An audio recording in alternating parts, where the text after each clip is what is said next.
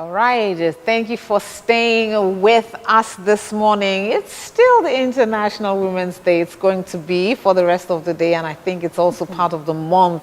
So they're going to be, it's not just today, right? There are going to be several other activities to mark and to celebrate the day. But we are moving forward, and we did tell you that we're going to have even more interviews and, kind of tidbits and a personality profile segment. We did tell you that on this day we want to also celebrate women in leadership and entrepreneurship as well. All right, so moving on now, we are celebrating women, like we already said. Now, in doing that, right, it is not just about acknowledging their accomplishments, but it is also about recognizing the transformative impact that they have had on industries, economies, and societies. Now, for centuries, women have faced and still are facing societal and systemic barriers which impact on their ability to rise to positions of power, influence, and authority. Today, however, there are women that are shattering these limitations, proving that leadership and entrepreneurial success are not defined by gender, but by determination, innovation, and resilience. And so joining us today to explore how women are breaking through the glass ceiling, we have got Abimbola Anugat, who is a fashion entrepreneur. She is the founder of Anugat Collections, a Nigerian fashion brand creating elegant and modest outfits for women and children. With a passion for excellence, she successfully dressed over 2,000 women, redefining fashion with quality, timeless designs that exude class and confidence. Abimbola inspires and empowers others through her experiences, business insights, and faith-driven journey. I'd like us to watch her introductory video, and then we will talk with her. Let's take a listen.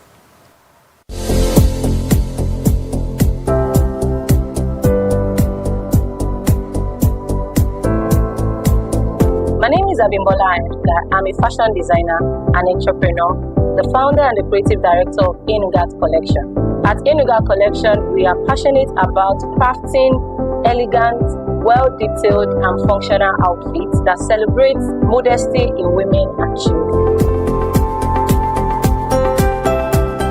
My journey into fashion actually started with self-learning, fueled with passion and resilience, and has grown into a brand dedicated to excellence and decency. Beyond designing, I'm also an educator. I've always shared my knowledge to inspire and empower others into the fashion space. For me, fashion isn't just about clothing. It is a mission, a statement, and a calling.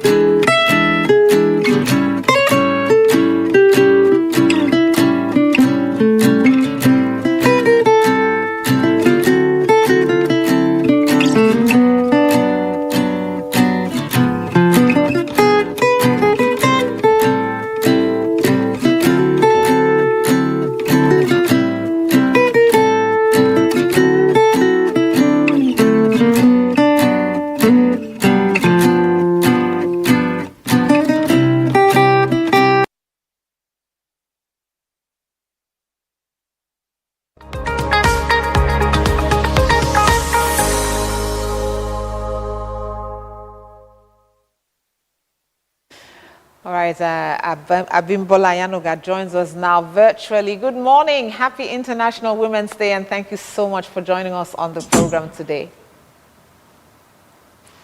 Good morning. Thank you very much for having me. Indeed.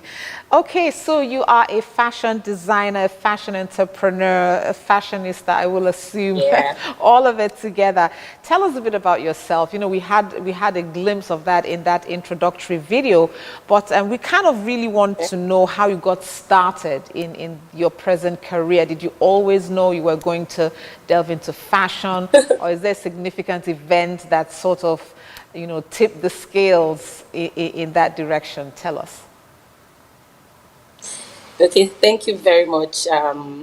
Really glad to be here on the show. So I really love the question because everyone has background, they have a journey, how they started. And funny enough, I actually studied food science and technology in school. Okay. So that was what I studied in my university. So the connection between food and fashion is wide apart. So, but I've always loved and I believe it started from home. That is into art and all of that. And even right from my young age, he would call us, myself and my sister, to his workshop, to come and help out in this and that. Sometimes we grumble, we are like, it is for men and all, but he was teaching us something. And along the line, I realized that my hands are blessed, and whatever I do with my hands really come out with this. When he asked me to do something, he just sees that, oh wow, you were able to do that very well. So art has always been part of my, let's say, DNA. So I believe it started from there. And my parents actually helped. My dad, in particular, he was able to encourage us, to pursue our passion. Okay, so even I would say I studied fashion because food science and technology because of peer pressure, so to say. But that part of art did not die. So when I got into the university, I started making bow tie, and I didn't have any proud knowledge to that. I think the first thing I did was to buy normal regular bow tie, and I dismantled it, just checked how it was made, and I thought this thing is actually easy, and I started making Ankara bow tie. So I brought the traditional feel into it, so it's not like a regular fashion bow tie. So I started making Ankara bow tie, selling to students, selling to teachers, and I was making money from it. So, but I was just happy doing it. I think it all started from there. So, Okay. Well, congratulations. Okay, so thank you. now that you've been in this business, I wouldn't say, from where I am standing, I don't think, your industry is male dominated. I don't think it really is. But were there any points where you sort of had to break certain traditional barriers? I don't know, maybe while interfacing with some vendors, or maybe, having to get people to take a look at machineries, installation, all those kinds of things. Were there any specific barriers that you had to overcome in your bid to, make this business thrive? Yeah, okay. Thank you very much. I like the fact that you highlighted the fact that the fashion industry is not, male dominated. It's more female. So you would sometimes see female to go through and all of that. But like you mentioned, there are some aspects that, dealing with machineries, dealing with some aspect that male has to come in. It's sometimes difficult and all of that. And I will still trace it back to how I started. So my dad, I'm always talking about him, is always someone that encouraged women to, or female, to do things that naturally, you know, people feel male should do. So I remember particularly there was a day I had to set up my ironing table when I was still starting up. And there was this man that was supposed to come and help me fix the table and all of that. And it was just delayed. Like he couldn't come, he was giving excuses.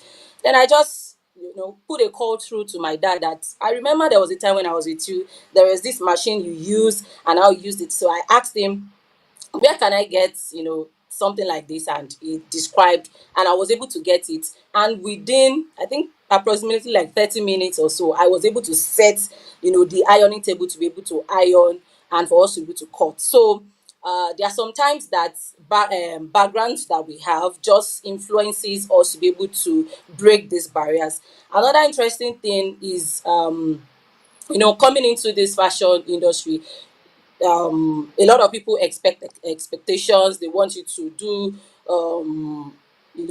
do a particular thing a particular way, and I realized that women actually have been disappointed by tailors.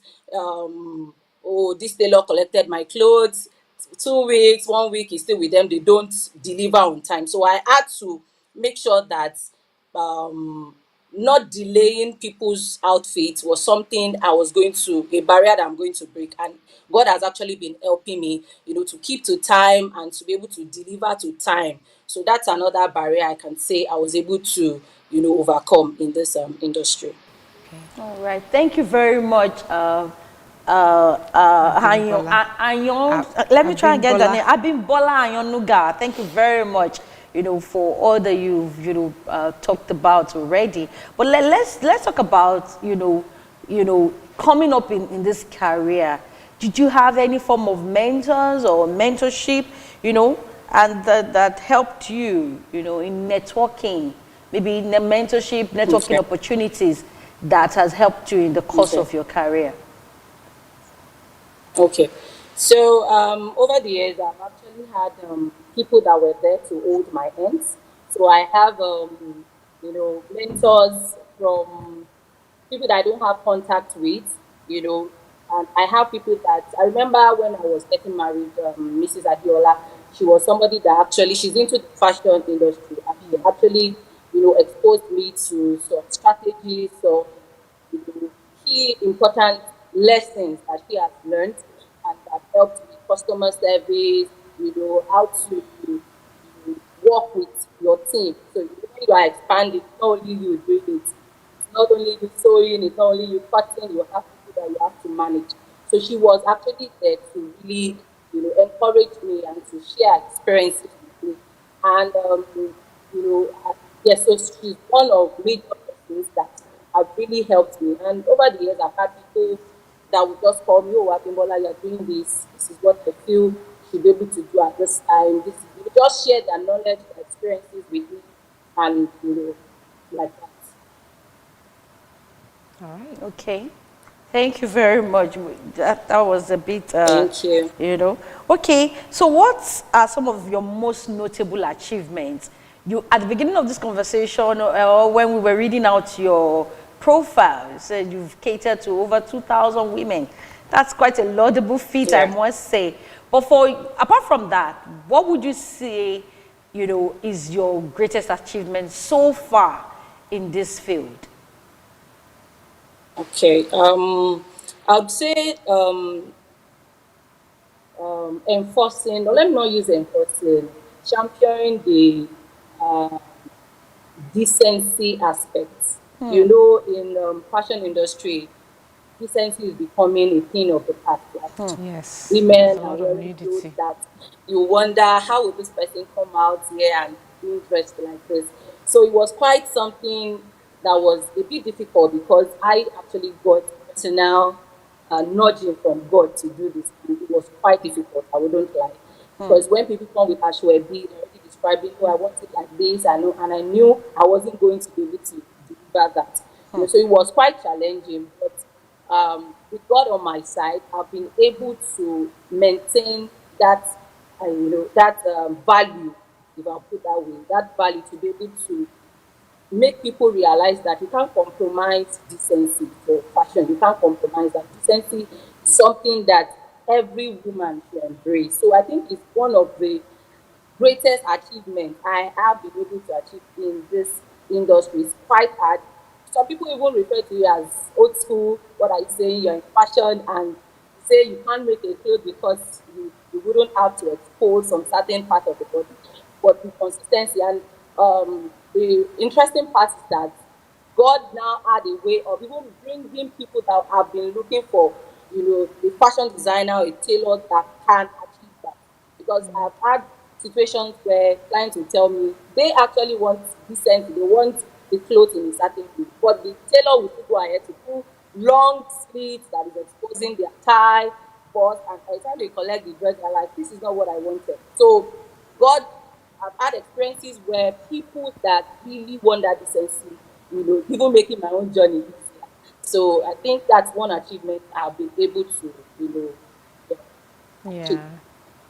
I think that is an assumption that a lot of fashion designers have, that every single person, you know, wants the see-through dresses. I mean, that's what's in vogue. That's what's trending. You know, you should get on board with the trend. And but like you rightly said, there are actually some people who like, you know what, I still want to look, you know, fashionable, but I don't Covered have up. to be indecent Exactly. while, you know, trying to do that. That's really beautiful. All right, let's talk about some key traits or qualities that you think make women successful leaders and entrepreneurs. What for you are those qualities to have, qualities and traits that every woman who aspires to be successful in her endeavor Okay. needs to imbibe? Yes. Okay. Okay. So I actually was watching the program before I came on board, and I really loved some of the things Mrs. Grace shared. So she talked about you believing in yourself. You can, you make you seeing yourself in the spotlight. So I believe resilience, because fashion is like say, is a tedious industry. You have to put your all if you want to be noticed. So if you don't believe in yourself, if you don't believe in your vision, if you don't have a strong vision of what you're called to do, it will really be difficult. So I feel um, being innovative also will help you, because everyone is making clothes today. So there has to be something that is setting you apart. So for me, in our Anugat collection, we've been able to highlight functionality. So I realized that women actually want clothes that they can wear to office and wear to work, and you can look into your wardrobe and you are not confused, you are not overwhelmed. I've been there before. When you want to go out and you're like, you have a lot of clothes to pick from, but you are not just picking. So we've been able to focus on functional clothing, clothes that are practicable, that you can actually wear and they are versatile. So I think that's very important. And you have to, just like I said earlier, you have to believe in your vision. You have to be determined. You have to be determined. You have to not rely on external motivation every time. The motivation must come from within.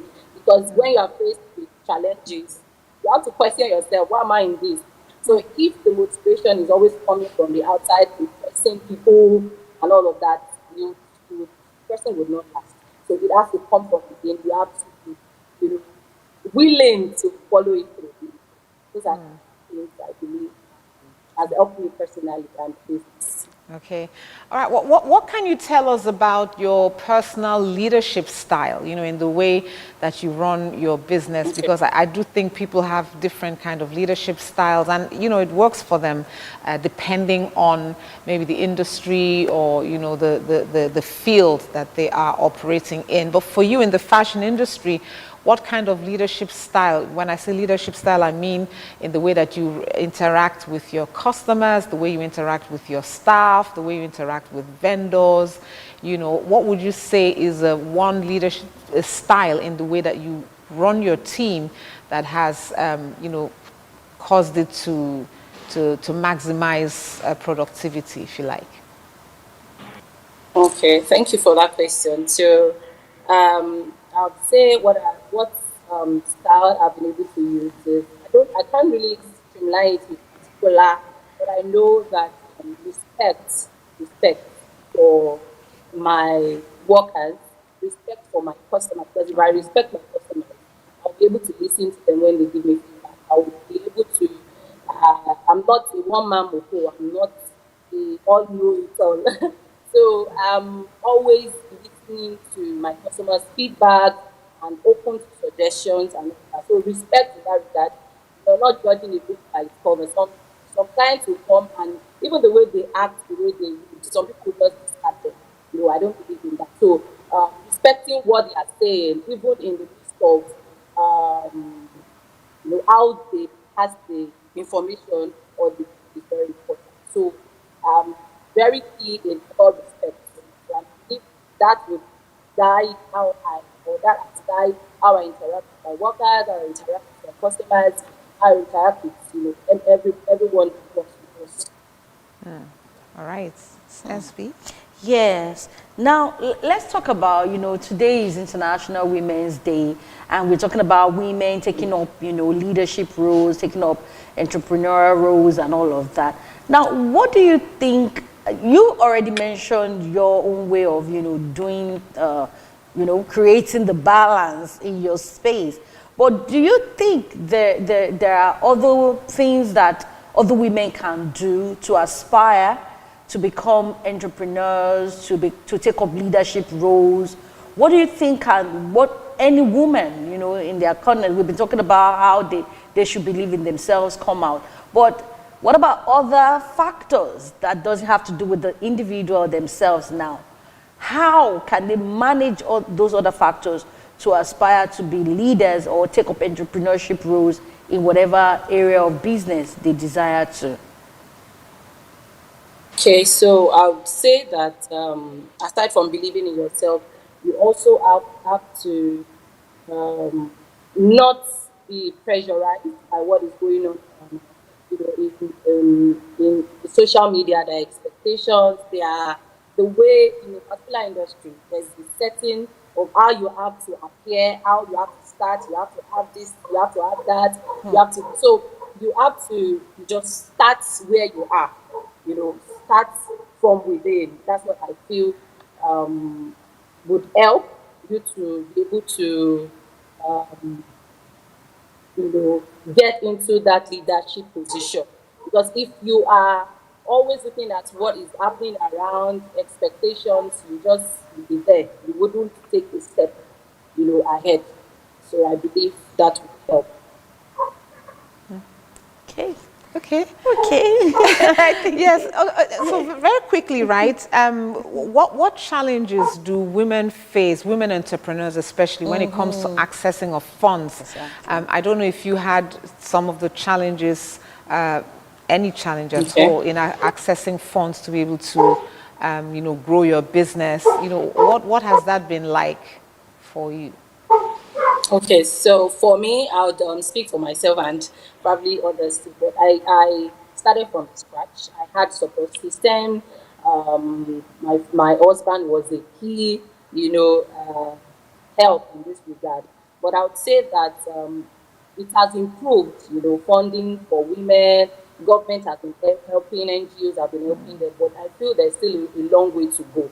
And I think the reason why a lot of people are not giving their funds to women. They feel if it's a woman, they feel they're at risk.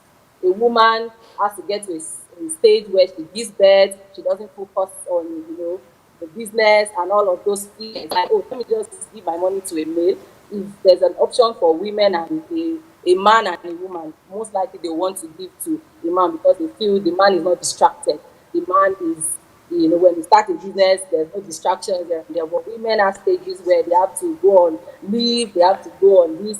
And, I just feel that fear, that risk does not make, people to want to commit to, helping or supporting women. I believe the narrative is changing and a lot of people are realizing that women have a way of balancing their life out. Yes, a lot might be going on, but we are good at multitasking. So even if I'm pregnant or I just deliver, there's still a way God has made it that she's still able to push through her business. And so I just feel people don't invest or they don't want to support because they feel uh, women might not be able to, be consistent in that regard. But for me, like I initially said, I started from scratch, building and making sure that as my business grow, I'm able to invest, I'm able to buy things that will help the productivity of my business, buying more machines that would help us to produce in large quantity. Like I said, we've been able to serve over 2,000 women. And, as I started, I would, invest the profit again, to buy things that will help the business to grow and to be able to meet demands. So that is how I've been able to support from the family, which my husband has played a key role in that he has believed in my vision. Okay. The All God right. God said. Okay, so as we're rounding off the conversation today, What do we have to do, right, in order to inspire the next generation of young women to pursue their own leadership ambitions? Because, you know, this thing has a way of being transferred from generation to generation. And Yeah. I mean, we've never had it so good. I mean, several generations passed. It wasn't that easy for them to even run businesses. So what do we need to do as a people, as a society, to inspire the next generation of women to be able to, you know, pursue their own leadership or entrepreneurship ambitions? Okay. Thank you. I think what we have to do is to create a safe space, Okay. you know, for the aspiring entrepreneurs. Many people have doubts, they have self-doubt. They're like, am I qualified to do this? When I started, I had a lot of doubts. But because I had a safe space, people that not everybody in quotes believed in what I wanted to do. Some were like, oh, you go into fashion, go into 9 to 5 and all of that, which is not bad, but I know what I wanted to do. So if creating a safe space, not putting pressure on these ones, telling them to start, like I mentioned earlier, where they are, with what they have. If they have that kind of support, they would be eager to want to do more. But when somebody comes to you and say, oh, I have this thing to do, I feel I'm meant to be doing this, and you're already telling them, oh, I don't think you can do it, you don't have this, you don't have that. So we have to create a safe space for, you know, aspiring entrepreneurs to be able to launch out without holding back. So that's what I say to that. Okay, thank you so very much. You know, we had a very Thank insightful you. and interesting Thank discussion. you. We talked with Abimbolo Ayanuga, who is a fashion entrepreneur and the founder of Anugat Collections, yeah, a Nigerian fashion Yeah. brand which is creating elegant, modest outfits for women and children. Thank you so very much for coming on the show.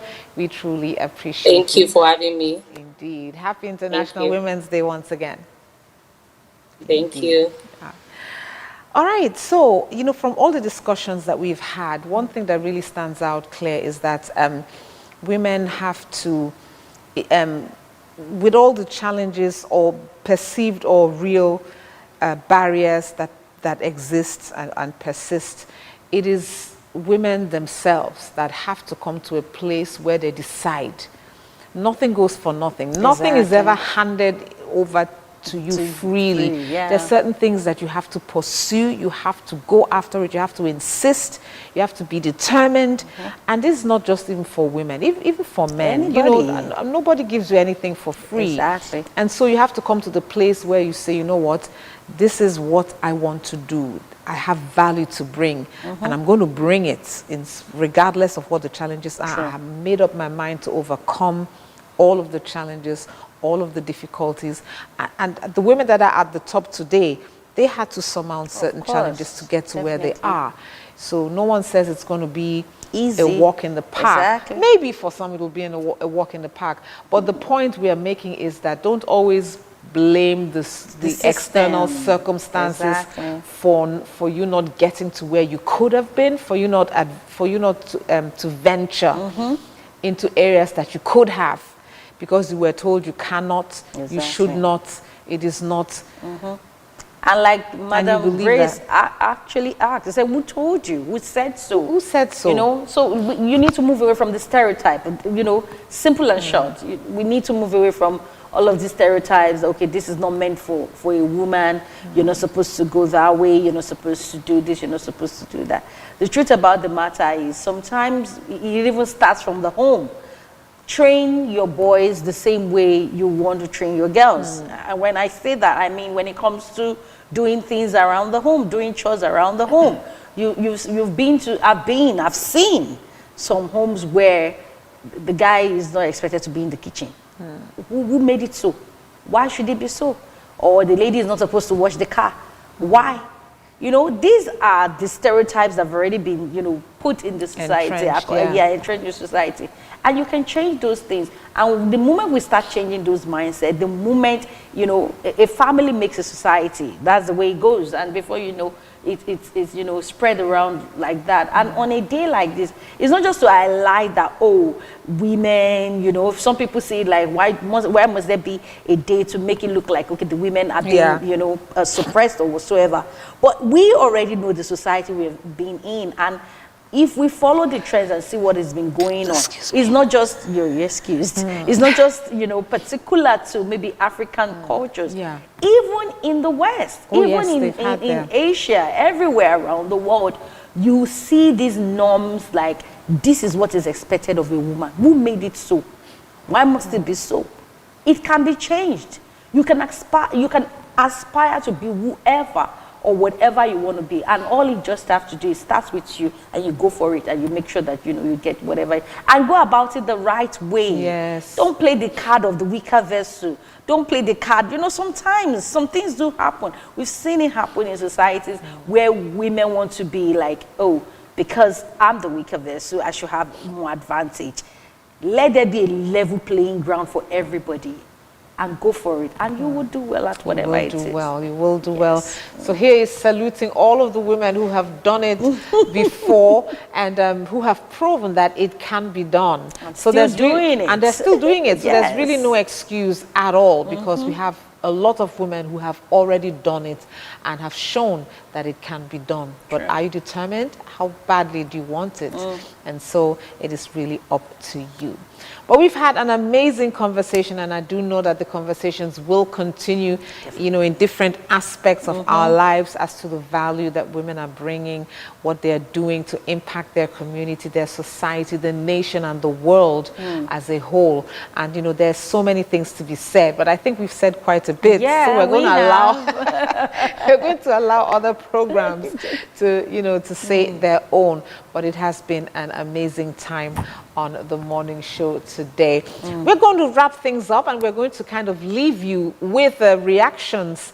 So it's our correspondent, NG Emenike. You know what she does? She goes to the streets and she gets reactions from Nigerians on certain issues that affect the people generally. So this has nothing to do with women anyway, but it's Nigerians are reacting to the trial Oshodi Bridge congestion.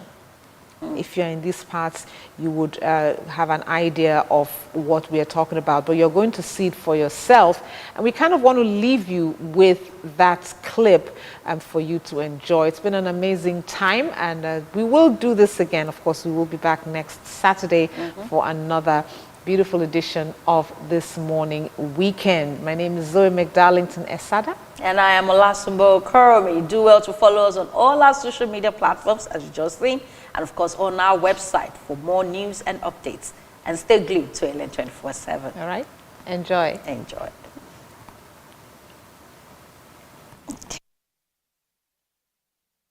By Lagosians since the closure of the main pedestrian bridge that is connecting Terminal 2 and 3. Although the bridge is not congested at the moment, but some Nigerians share their opinion. I'm even surprised that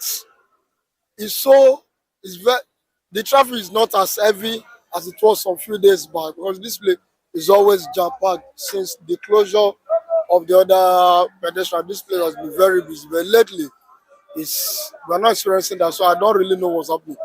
The recent congestion bridge at Oshodi is really is unbearable, especially early in the morning while passing.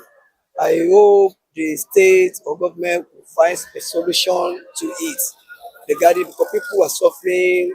But now it's less free, but really I don't know. But most time early in the morning it's always busy and all the such that it will lead to suffocation and all that. This has been my usual route, and there's no time I'm being asked to pay money before crossing. So that is a rumor, and it is false. People pass here, they don't pay money for crossing. The bridge may be congested, but people still pass. But something should be done about those area boys that are disturbing people at night. It makes it dangerous for people to cross. Something should be done. There was a day one woman was a man or woman was shouting his phone. It was a man shouting his phone, and unfortunately he put the phone at the back pocket. How can you put your phone at the back pocket and be crossing this kind of place? So the man was, my phone, I just use it now. You can imagine, it's not safe crossing in a crowd like this. We also spoke with some Lagos State officials who told us the reason for the congestion and what the government is doing about it. Yeah, the reason why we have congestion on that bridge is that you can see that we have 2 pedestrian bridges. This one is at Terminal 1. This one is at Terminal 1. And due to the shaky nature of the bridge, the government, they have to close down the bridge. That's how you are having much pressure on the other bridge. Meanwhile, they are working on the bridge. So what I've been training on Monday is some people are trying to use this place and they are collecting money from them. Actually, that is not true. Because the train will come twice in the morning. And because of a large number of people that are passing, an average Nigerian, we are always in a hurry. Instead for them to take the longer route, and normally this gate is opened. They want to use this gate. See where they want to use. Before it was blocked. And we have like about 6 of this one. We are talking with the government now. They're going to seal up this place, so that if you don't have any entrance to use a shortcut, you'll be forced to take the normal route. I've been talking with the commissioner for transport. Even this morning, he has even called me. We have been talking. What about the crowd? How do you intend to control the crowd on the pedestrian? It's very easy now. In the morning, the Kai personnel, in conjunction with the neighborhood, they are always there. But an average Nigerian, he want to start running. Even one aggressive beggar that used to be there, that one, even if you don't give him money, we just throw leg for you, will fall. So I have to remove the man forcefully yesterday. Even while we are removing the man, some people are still saying, this man is blind, why are you removing this man? But the kind of hard work the man is doing on that bridge is much, because they don't give you money, you just throw your leg and people start falling. And because you feel you are blind, nobody can do anything. So I forcefully removed the man yesterday. What about at night? Some people also complain of the challenges they face at night crossing this pedestrian. Yes, sister. Even daytime, if you are following the illegal route, something bad can happen to you. But I'm sure Lamata or the Ministry of Transport, they'll be hearing us and they'll do something about that. However, Lagosians are asking the Lagos State government to come with a fast solution to help curb the insecurity and the inconveniences that they are facing on the bridge. Ngozi Minike, LN247.